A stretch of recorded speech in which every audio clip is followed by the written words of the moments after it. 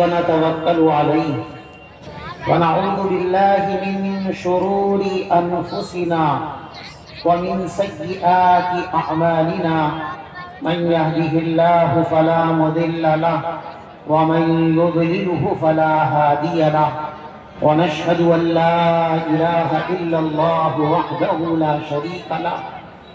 ونشهد أن سيدنا ومولانا محمدا عبده ورسوله صلى الله تعالى عليه وعلى آله وأصحابه وبارك وسلم أما بعد أعوذ بالله من الشيطان الرجيم بسم الله الرحمن الرحيم كنتم خير أمة أخرجت للناس تأمرون بالمعروف وتنهون عن المنكر صدق اللہ العظیم۔ بزرگان محترم، عزیز دوستو، اللہ تبارک و تعالیٰ کا احسان ہے، اس نے ہمیں اس مبارک رات میں اپنے دین کی باتیں سننے اور سنانے کے لیے جمع ہونے کی توفیق عنایت فرمائی ہے۔ اللہ اس اجتماع کو قبول فرمائے، اس شہر کے لیے، امت کے لیے، خصوصاً ہمارے اس ادارے کے لیے انتہائی خیر و برکت کا باعث بنا۔ عزیزوں اور دوستوں، دنیا ہمارے سامنے ہے، ہم اس کو دیکھتے ہیں اور اس سے بہت کچھ سیکھتے اور سمجھتے ہیں، اور اللہ نے اس کی ترغیب اور تعلیم بھی فرمائی ہے کہ دنیا کو دیکھو، اس سے سبق حاصل کرو اور اس کی روشنی میں اپنے لیے راہیں تلاش کرو۔ ہم اس دنیا کو اگر دیکھیں تو ہمیں فطرت کا ایک اصول نظر آتا ہے۔ اللہ نے فطری اصول یہ بنایا ہے اور اس کائنات میں اس کو جاری اور نافذ فرمایا ہے کہ کائنات کی جو چیزیں اپنے اندر نفع پہنچانے کی صلاحیت رکھتی ہیں ان کو عزت، وقار اور وقار حاصل ہوتا ہے، محبوبیت حاصل ہوتی ہے، اور جن چیزوں کے اندر نافعیت نہیں ہوتی، وہ سود مند اور مفید نہیں ہوتی، نہ ان کو محبوبیت کا درجہ حاصل ہوتا ہے، نہ ان کو وقار و اعتبار حاصل ہوتا ہے، اور نہ ہی ان کی حفاظت کا کوئی مخصوص انتظام کیا جاتا ہے۔ اللہ تبارک و تعالیٰ نے اس اصول کو قرآن کی ایک آیت میں بیان فرمایا ہے۔ اللہ نے 13ویں پارے کے اندر یہ بات ارشاد فرمائی ہے کہ جب بارش ہوتی ہے، ٹیلوں پر، پہاڑوں پر بارش کا پانی گرتا ہے اور پھر وہ ندیوں اور نالوں کے اندر، وادیوں کے اندر بہتا ہے، تو اس پانی کے اوپر جھاگ اور بلبلے ہوتے ہیں، لیکن وہ جھاگ نہ کسی انسان کی پیاس بجھا سکتے ہیں، نہ کسی کھیتی کو سیراب کر سکتے ہیں، نہ ان سے وضو اور غسل کی ضرورت پوری کی جا سکتی ہے، نہ وہ کسی انسان کی پیاس کو بجھا سکتے ہیں۔ اس لیے اللہ فرما رہے ہیں فَأَمَّا الزَّبَدُ فَيَذْهَبُ جُفَاءً، کہ یہ جو جھاگ اور بلبلے ہیں یہ تو تھوڑی دیر میں خوش ہو کر فنا اور ختم ہو جاتے ہیں، کیونکہ ان میں فائدہ پہنچانے کی صلاحیت نہیں ہے، ان میں نافعیت کی صلاحیت اور شان نہیں ہے۔ اس کے برخلاف جو پانی ہے وہ ساری کائنات کی ضرورتوں کو پورا کرتا ہے، پوری انسانیت کے کام آنے والی چیز ہے، بلکہ انسانیت کے علاوہ پوری کائنات کے کام آنے والی چیز ہے۔ اس پانی کو ضائع نہیں کیا جاتا، نہ وہ تھوڑی ہی دیر میں ختم ہوتا ہے، بلکہ لمبی مدت تک اس کو محفوظ اور باقی رکھنے کا انتظام اللہ تبارک و تعالیٰ نے فرمایا ہے۔ ارشاد فرماتے ہیں وَأَمَّا مَا يَنْفَعُ النَّاسَ فَيَمْكُثُ فِي الْأَرْضِ، اور وہ چیز جو لوگوں کو نفع دیتی ہے، فائدہ پہنچاتی ہے، اس کو اللہ تبارک و تعالیٰ زمین کے اندر ٹھہرا دیتے ہیں، محفوظ فرما دیتے ہیں۔ چنانچہ آپ دیکھتے ہیں کہ بارش ہوتی ہے پانی ہماری ضرورت کے لیے اللہ برساتے ہیں، اگر اس پانی کو زمین کے اوپر یوں ہی چھوڑ دیا جاتا تو یہ گندا ہو جاتا، میلا ہو جاتا، قابل استعمال نہ رہتا، اور اگر اس کو زمین میں بہت گہرائیوں کے اندر اتار دیا جاتا تو ہمارے قابو سے باہر کی چیز ہو جاتا۔ اس لیے اللہ نے اس کو زمین کے اندر پیوست کیا اور ایک خاص مقدار کی گہرائی تک اس کو پہنچا کر روک دیا، اور ہم ضرورت کے مطابق اس پانی کو نکالتے ہیں اور اپنی ضرورتیں پوری کرتے ہیں۔ یہ مثال دے کر اللہ تبارک و تعالیٰ نے اپنے قانون فطرت کا تعارف کرایا ہے کہ ہماری اس کائنات میں جو چیز نافعیت رکھتی ہے وہ محبوب ہے اور قابل حفاظت اور قابل اکرام ہے، اور جو چیز افادیت نہیں رکھتی اس چیز کی کوئی ویلیو، کوئی حقیقت نہیں ہوتی۔ اللہ تبارک و تعالیٰ نے قرآن پاک میں آپ کو ایک منصب عطا فرمایا ہے، اور وہ منصب یہ ہے کہ آپ سب سے بہترین امت ہیں، اور سب سے بہترین امت اس لیے آپ کو کہا گیا ہے کہ اللہ نے انسانیت کی حفاظت، انسانیت کی ہدایت اور انسانیت کی خدمت کے لیے آپ کو چنا اور منتخب کیا ہے۔ آپ کا مقام اور منصب یہ ہے میرے دوستو کہ جو کام اللہ تبارک و تعالی ہزاروں ہزار سال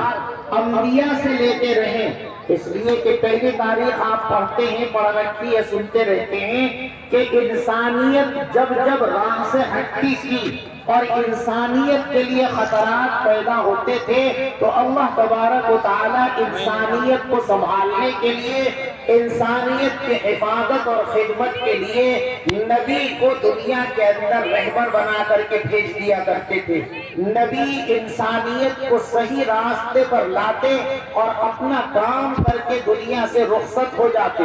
پھر امت ڈگمگاتی، پھر اللہ دوسرے پیغمبر کو بھیجتے تھے، اس کے بعد دوسرے، تیسرے، چوتھے، اس طرح جب جب ضرورت پیش آتی رہی اللہ تبارک و تعالیٰ انسانیت کی خدمت کے لیے،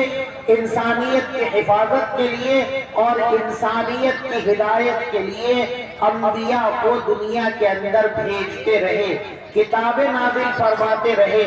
آخر میں سید الانبیاء، خاتم النبیین حضرت محمد مصطفیٰ صلی اللہ علیہ وسلم کو دنیا میں انسانیت کی رہنمائی کے لیے اتارا، اور اس شان سے دنیا میں اتارا کہ آپ نے نبیوں کے سلسلے کی تکمیل فرما دی۔ اب آپ کے بعد دنیا میں کوئی پیغمبر آنے والا نہیں ہے، اور یہی رسول پاک صلی اللہ علیہ وسلم کا خصوصی امتیاز ہے۔ رسالت اور نبوت یہ نبی علیہ السلام کی خصوصیت یا آپ کا امتیاز نہیں ہے، اس لیے کہ آپ کے علاوہ بھی بہت سارے انبیاء اور رسول دنیا کے اندر تشریف لائے، لہذا رسالت اور نبوت یہ آقا صلی اللہ علیہ وسلم کی خصوصیت نہیں ہے، آپ کی خصوصیت اور آپ کی امتیازی شان جو ہے وہ ہے ختم نبوت۔ نبی دنیا میں آئے بہت، رسول دنیا کے اندر بہت تشریف لائے، لیکن خاتم نبوت اور ختم نبوت کا تاج صرف آپ کے سر مبارک پر سجایا گیا،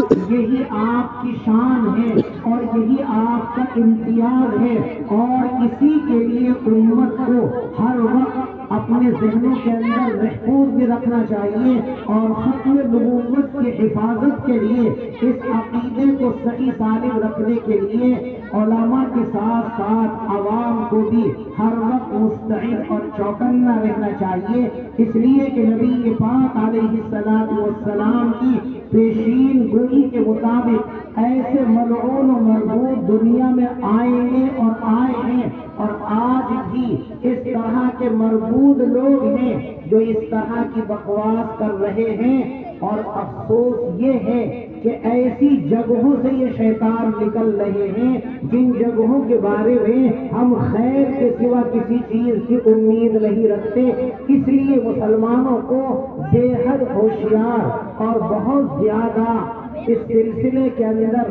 بیدار وقت ہونے کی ضرورت ہے اور اپنے آپ کو جگانے کی ضرورت ہے کہ ہمارے نبی کا جو یہ امتیاز خصوصی ہے اس کو دھندلا کرنے کی ناکام کوشش جو کرے ہم اس کو اس کی اوقات بتا دیں۔ تو رسول پاک صلی اللہ علیہ وسلم پر نبوت کے سلسلے کو تمام کر دیا گیا۔ اب کوئی نبی دنیا کے اندر آنے والا نہیں ہے، لیکن انسان اپنے خمیر کے اعتبار سے مجبور ہے کہ حالات بدلتے ہیں، مرور زمانہ کے ساتھ انسانیت کو مصلح کی ضرورت ہوتی ہے، انسانیت کو قائد کی ضرورت ہوتی ہے، انسانیت کو محافظ کی ضرورت ہوتی ہے۔ اب یہ ضرورت جو پہلے انبیاء کے ذریعے پوری ہوا کرتی تھی، اب یہ ضرورت اللہ نے آپ کے حوالے کی ہے اور فرما دیا ہے کنتم خیر امہ، تم سب سے بہترین امت ہو، اور بہترین ہونے کی وجہ یہ ہے کہ اللہ نے تم کو انسانیت کی ہدایت کے لیے، انسانیت کی خدمت کے لیے اور انسانیت کی حفاظت کا ذمہ دے کر تمہیں دنیا کے اندر بھیجا ہے۔ تو یہ آپ کا منصب ہے، اور یاد رکھو جو آدمی اپنی حقیقت کو، اپنی ذمہ داریوں کو اور اپنے منصب اور اس کے تقاضوں کو نہ جانے وہ دنیا کے اندر کبھی کامیاب نہیں ہو سکتا، وہ کبھی صحیح سمت کے اندر سفر نہیں کر سکتا، وہ اللہ کو بھی نہیں پہچان سکتا جب تک کہ اپنی حیثیت اور مقام کو نہ پہچان لے۔ اسی لیے عربی کا مشہور مقولہ ہے من عرف نفسہ فقد عرف ربہ، جس نے خود کو پہچان لیا وہ اپنے رب کو بھی پہچاننے میں کامیاب ہو جائے گا، اور جو خود کو نہ پہچانے، جو خود کو نہ سمجھے میں کیا ہوں، وہ کسی اور کو کیا سمجھے گا۔ اس لیے آپ کی اور ہماری ذمہ داری یہ ہے کہ ہم اپنی ذمہ داریوں کو اور اپنے مقام و منصب کو سمجھیں، اور وہ مقام و منصب ہے انسانیت کی حفاظت، انسانیت کی ہدایت، انسانیت کی خدمت اور انسانیت کو ہر زاویے سے فائدہ پہنچانا۔ لہذا جب جب امت اپنے مقصد کو پہچان کر اپنے منصب کے تقاضوں کو پورا کرتی ہے، یہ امت لوگوں کے سر کا تاج بن کر رہتی ہے، اور جب جب امت جو ہے اپنے اس منصب سے غفلت برتتی ہے تو پھر اللہ تبارک و تعالی لوگوں کی نگاہوں سے اس کو گرا دیتے ہیں۔ آج ایک بات لوگوں میں مشہور ہے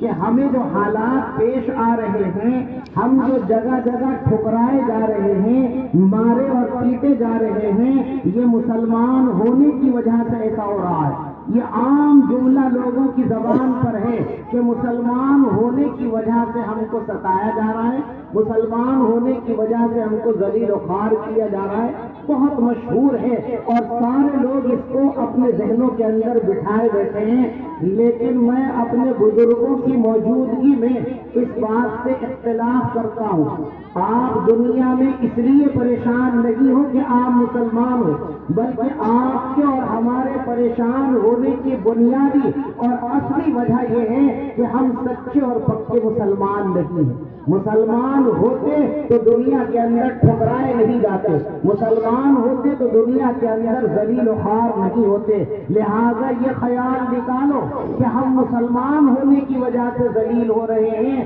بلکہ یہ بات ذہن میں بٹھاؤ کہ ہم نے اسلام کو اپنی زندگی سے نکال رکھا ہے، ہم نے وہ اسلام لیا ہے جو ہماری خواہشات کے فریم میں فٹ ہے، جو ہمیں اچھا لگا اسے سنت سمجھ کر خوب اڑاتے ہیں، جو ہمیں اچھا لگا اس کام کو دین کے نام پر خوب کرتے ہیں، اور جو دین کے تقاضے ہماری خواہشات کے، ہمارے رسم و رواج کے منافی ہیں، جو ان سے ٹکراتے ہیں، ان سے بڑے بڑے دین کے پہاڑ کہلانے والے لوگ منہ پھیر لیتے ہیں اور ان تقاضوں کو پورا نہیں کرتے ہیں۔ تو مسلمان ہونے کی وجہ سے پریشان نہیں ہو، بلکہ صحیح مسلمان نہیں ہو اس لیے دنیا میں ٹھکرائے جا رہے ہو اور ذلت کا سامنا کرنا پڑ رہا ہے۔ لہذا عزت اگر بچانی ہے، اپنے آپ کو باعزت زندگی دلانی ہے، تو اپنے آپ کو پکا اور سچا مسلمان بنائیے، ساری دنیا آپ کی عزت عزت کے لیے منتظر ہے، آپ کو سینے سے لگانے کے لیے دنیا بے قرار ہے۔ بس ضرورت اس کی ہے کہ اپنے منصب کو پہچانو، اپنے آپ کو انسانیت کا خادم بناؤ، انسانیت کے لیے نفع کا ذریعہ بناؤ۔ اللہ کی نگاہ میں، اللہ کے بندوں کی نگاہ میں بہترین شخص وہی ہے جو لوگوں کو فائدہ پہنچاتا ہو، جو انسانیت کی خدمت کرتا ہو۔ ایک حدیث میں ہے کہ رسول پاک صلی اللہ علیہ وسلم کے ایک شاگرد صحابی محترم آپ کی خدمت میں حاضر ہوئے اور آ کر یہ عرض کیا، یا نبی اللہ احب ان اکون خیر الناس، اے اللہ کے رسول صلی اللہ علیہ وسلم، میری خواہش اور تمنا یہ ہے، میری آرزو یہ ہے، میں یہ چاہتا ہوں کہ دنیا کا سب سے بہترین انسان کہلاؤں۔ نبی پاک علیہ السلام نے ان کی خواہش، تمنا اور آرزو کو سننے کے بعد ارشاد فرمایا، خیر الناس من ينفع الناس فقل نافعا لهم، او كما قال صلی اللہ علیہ وسلم، فرمایا پیارے دنیا کا سب سے بہترین شخص وہ ہے جو انسانوں کو فائدہ پہنچائے۔ صرف مسلمانوں کو نہیں فرمایا، مسلمان ہو غیر مسلم ہو، ایک مسلمان ہونے کی حیثیت سے دنیا کے ہر انسان کی خدمت کا مکلف ہے، ہر انسان کی حفاظت کا مکلف ہے، ہر انسان کو راحت پہنچانے کا مکلف ہے۔ خیر الناس من ينفع الناس فقل نافعا له، سب سے بہترین انسان وہ ہے جو لوگوں کو فائدہ پہنچائے، لہذا آپ بھی لوگوں کو فائدہ پہنچانے والے بنو۔ آپ کو جب اللہ نے دنیا کی خدمت کے لیے بھیجا اور آپ وہ خدمت نہیں کر رہے ہو تو عزت کیسے پاؤ گے؟ آپ بتائیے، بحیثیت امت اتنا بڑا مجمع ہے کہ اتنے بڑے شہر کی نمائندگی کر رہا ہے مجمع،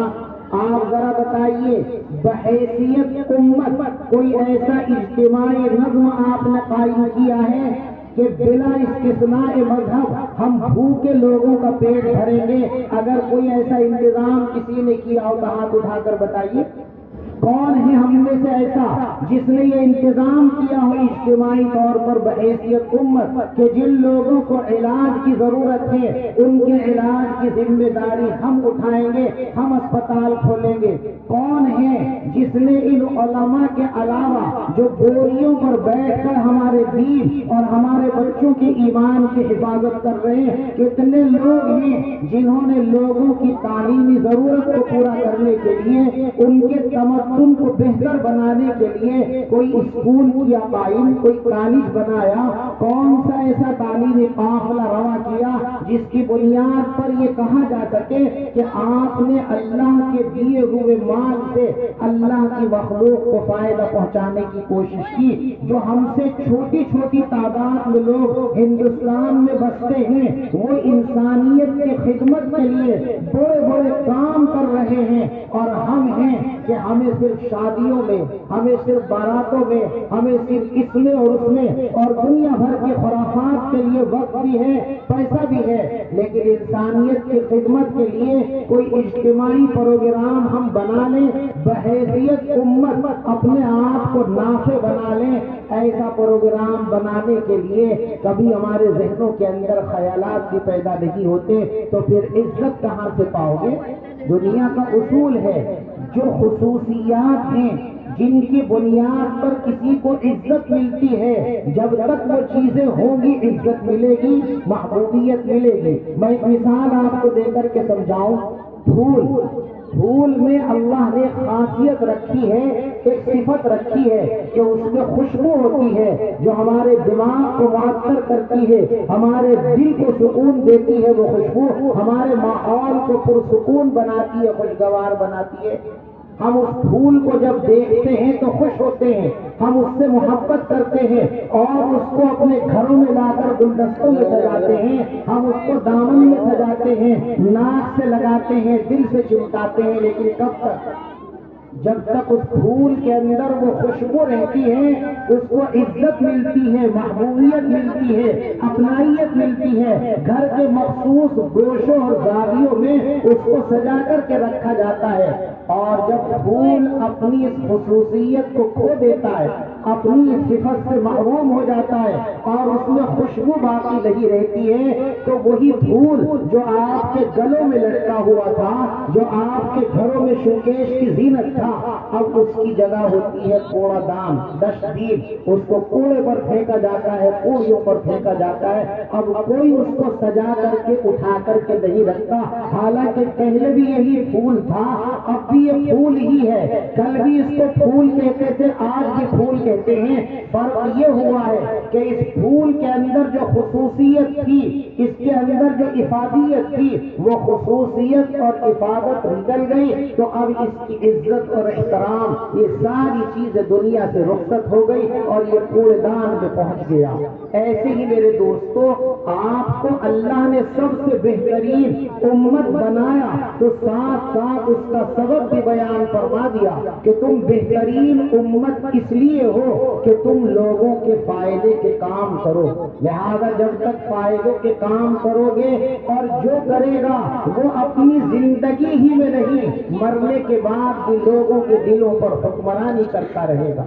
حکیم الاسلام حضرت مولانا قاری محمد طیب صاحب نور اللہ مرقدہ نے ایک واقعہ نقل کیا اپنا، اور فرماتے ہیں کہ میں ایک مرتبہ سفر میں تھا اور ٹرین آ رہی تھی دہلی نظام الدین اسٹیشن پر۔ ٹی ٹی جو غیر مسلم تھا، اس نے کسی سے پوچھا، اس سے کسی نے پوچھا بھئی یہ ٹرین کہاں جا رہی ہے؟ اس نے کہہ دیا نظام الدین۔ وہ غیر مسلم ٹی ٹی خفا ہو گیا، لڑنے لگا کہ تمہیں سلیقہ نہیں ہے، ایسے کہو حضرت نظام الدین۔ تو حضرت نظام الدین رحمت اللہ علیہ وہاں گاڑی میں موجود نہیں تھے، دنیا میں بھی موجود نہیں تھے، لیکن دلوں پر ان کی حکمرانی اور ان کی محبوبیت باقی تھی۔ کس لیے؟ کہ انہوں نے اپنی ذات کو انسانیت کے نفع کے لیے وقف کیا، انسانیت کی ہدایت کا کام کیا، انسانیت کی حفاظت کا کام کیا۔ جو دنیا میں علم والے آئے، ہزاروں لاکھوں علم والے آئے، لیکن جن علماء نے اپنے علم کو لوگوں کے نفع کے لیے استعمال کیا، وہ صدیوں گزر گئی، ہزاروں سال ان کو گزر گئے، دنیا سے گئے ہوئے، لیکن آج بھی ان کو اسی عقیدت اور محبت سے دنیا یاد کرتی ہے۔ امام بخاری علیہ الرحمہ کے پاس علم تھا،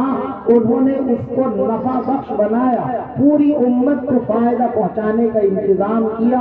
آج بھی ان کے نام کو کیسے عزت کے ساتھ لیا جاتا ہے، اور کیسے ان کے اس کارنامے کے توسل سے ہم اپنا آرام راحت چھوڑ کر دعاؤں کی قبولیت کی امید لے کر کے بیٹھتے ہیں گھنٹوں گھنٹوں کہ بخاری ختم ہوگی اور بخاری شریف کے ختم پر دعا مانگی جائے گی، اس سے ہمارے مسائل حل ہو جائیں گے۔ امام بخاری علیہ الرحمہ کی یہ محبوبیت ان کی خاندانی نسبت کی وجہ سے نہیں ہے، ان کے مال و دولت کی وجہ سے نہیں ہے، ان کے وطن کی نسبت کی وجہ سے نہیں ہے، یہ ان کی عظمت، ان کی افادیت اور نافعیت کی وجہ سے ہے کہ اللہ نے علم کی جو دولت اور نعمت ان کو دی تھی، انہوں نے انسانیت کی خدمت کے لیے اس کو بھرپور استعمال کیا، اور ایسا طریقے سے لوگوں کی افادیت کا ایک گلدستہ سجا کر کے پیش کیا کہ آج تک وہ ہمارے لیے رہنما ہے اور قیامت تک وہ ہماری رہنمائی انشاءاللہ کتاب کرتی رہے گی۔ تو جو نفع پہنچاتے ہیں وہ مرنے کے بعد بھی زندہ رہتے ہیں۔ اسی کو حدیث کے اندر فرمایا گیا اذا مات الانسان انقطع عنہ عملہ الا من ثلاث، جب کوئی انسان مرتا ہے تو اس کی فائلیں بند کر دی جاتی ہیں، اس کے رجسٹروں پر مہر لگا کر کے رکھ دی جاتی ہے۔ اب چونکہ وہ عمل نہیں کر رہا ہے، لہذا اس کے نامہ اعمال کے اندر اب کسی عمل کا اندراج بھی نہیں ہوگا۔ لیکن 3 لوگوں کے بارے میں فرمایا کہ مرنے کے بعد بھی ان کے رجسٹر بند نہیں ہوتے، ان کی فائلیں کلوز نہیں ہوتی، مر جاتے ہیں لیکن ان کے رجسٹروں میں نیکیوں کا سلسلہ برابر لکھا جاتا رہتا ہے۔ الا من صدقۃ جاریہ، ایک وہ آدمی جو اپنے مال کو انسانیت کے فائدے کے لیے لگا کر کوئی ایسی چیز رکھ دے، بنا دے جو لوگوں کو ایک لمبی مدت تک فیض اور فائدہ پہنچاتی رہے، تو جب تک لوگ فائدہ اٹھاتے رہیں گے اس کے نام اعمال کے اندر نیکیوں کا اندراج ہوتا رہے گا۔ اور فرمایا اور علم ينتفع به، کسی آدمی کو اللہ نے علم کی نعمت دی ہے اور وہ اس علم کے ذریعے لوگوں کو فائدہ پہنچانے کا انتظام کرے، اور فرمایا او ولد صالح يدعو له، کسی نے اپنی اولاد کو نیک بنا دیا، اچھا انسان بنا دیا، اچھا مسلمان بنا دیا، کامل اور مکمل مومن بنا دیا، باپ قبر میں جا کر کے لیٹ گیا لیکن یہ ایمان والا، انسانیت کا حامل، یہ علم کا حامل بچہ دنیا میں جتنے فیض کے کام کرے گا، جتنی عبادتیں کرے گا، جتنی ریاضتیں کرے گا، ان سب کا ثواب برابر اس کے والدین کے رجسٹر میں لکھا جاتا رہے گا۔ تو اس لیے ہمارا منصب انسانیت کی خدمت ہے۔ آپ اپنے آپ کو انسانیت کا خادم بنائیے، اپنی حیثیت کے مطابق۔ اگر مال تمہارے پاس ہے اسے انسانیت کے فائدے کے لیے استعمال کرو، جسمانی طاقت ہے اس کو لوگوں کے کام اور خدمت کے لیے استعمال کرو، آپ کے پاس اقتدار ہے اس اقتدار کو، اختیار کو لوگوں کے فائدے کے لیے استعمال کرو، علم ہے لوگوں کے فائدے کے لیے اس کو استعمال کرو۔ اگر اپنی اپنی صلاحیتوں کو، اپنی اپنی حاصل شدہ نعمتوں کو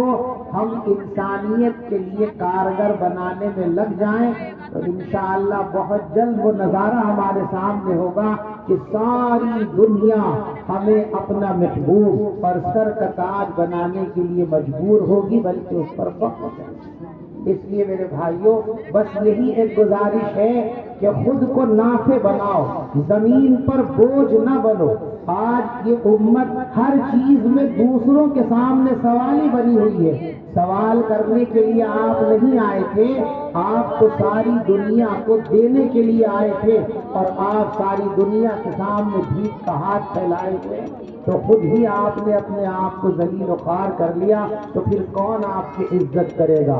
طے کرو کہ انشاءاللہ ہم جس حال میں بھی ہیں، جو بھی صلاحیت اور لیاقت ہمارے سامنے پاس ہے، ہم اس کو انسانوں کی خدمت کے لیے، اللہ کی مخلوق کے فائدے کے لیے اس کو کارآمد بنانے کے منصوبے بنائیں گے، اور انفرادی اور اجتماعی طور پر خدمت خلق کے جو کام ہم سے ہو سکتے ہیں ہم انشاءاللہ ان کو کریں گے۔ اللہ ہم سب کو اس کی توفیق عطا فرمائے، آمین و آخر دعوانا ان الحمدللہ رب العالمین۔ جب حضرت والا خطاب